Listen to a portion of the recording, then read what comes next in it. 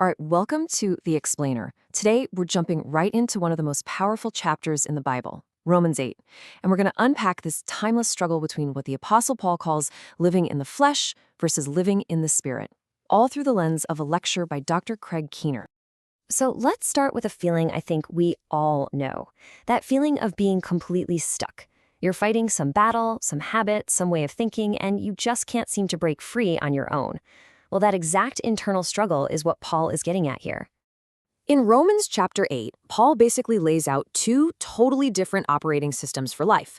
On one side, you've got the mind of the flesh. That's where you're just grinding it out, relying completely on your own strength and willpower. But on the other side, you have the mind of the spirit, a life that's plugged into God's power. And that, he says, leads to something entirely different. Now, when you read this, it sounds like two super stark black and white paths. But here's the thing you have to understand. Paul is not saying your salvation is on some kind of yo-yo, flickering on and off, depending on how well you did that day. No, he's using a really smart teaching tool that was common in the ancient world. This technique has a name. Scholars like Dr. Keener call them ideal types. It's a way of teaching where you present two pure opposite categories. The point isn't to box everybody in, but to make the fundamental choice crystal clear. It's about showing the two different power sources you can draw from in life. And this wasn't some brand new idea Paul came up with. You see it all over the place in ancient writing. The Stoic philosophers did it, contrasting the wise sage with the fool. The book of Proverbs is just packed with these contrasts between the righteous and the wicked. Paul is just taking this familiar method and applying it to this new reality of life in Christ. Okay, so this is the real game changer. Someone operating in the flesh is limited. They've only got their own resources to work with, full stop. But someone in the spirit has tapped into a totally different dynamic, a new power source that's still there for them even when they mess up. And listen, this new dynamic isn't about some floaty, mystical feeling or an emotional high. Paul is really clear that this directly involves our minds, how we think, our entire perspective, the very framework we use to see the world.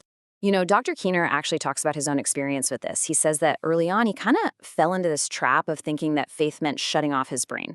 He thought, hey, I don't need to understand it. I just need to feel it in my spirit. But what he figured out is that the spirit doesn't want you to check your brain at the door. The spirit works on the whole you. Yeah, the spirit connects with our spirit, but it also gets right in there and starts reshaping our worldview, influencing our thoughts, and actually showing us the heart and mind of God. It's kind of like getting a trailer for a movie you know is going to be amazing. The Spirit gives us a sneak peek, what Paul calls a down payment of what's to come. It lets us start seeing the world from an eternal perspective, with a kind of wisdom that just doesn't make sense from a worldly point of view. So you've got this new power source, this new way of thinking. Where does that lead? Well, it leads to a complete overhaul of your identity and how you relate to God. It's a massive shift. Paul says that old way of doing things, trying to earn it all on your own strength, is basically a form of slavery. It's just a constant treadmill of trying and failing that keeps you in bondage. And what's the one thing that comes with that kind of slavery? Fear, all the time. The fear that you're not good enough, the fear that you'll mess up, the fear of being judged. It is an absolutely exhausting way to live. But the Spirit offers something so radically different. It's a spirit of adoption. And in the Roman world, this was a huge deal. It wasn't just a nice feeling. It was a legal change of status. It meant you were fully part of the family, with all the rights of an heir. You were in. And that new status, that new secure relationship, gives us the confidence to cry out this simple but unbelievably powerful phrase. Now, this word, Abba, is so important.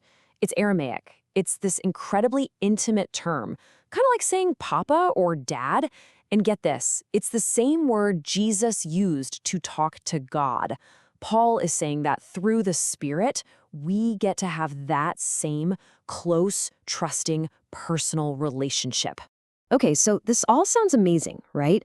A new identity, a new relationship. But what about the fact that life is still hard? The world is still broken.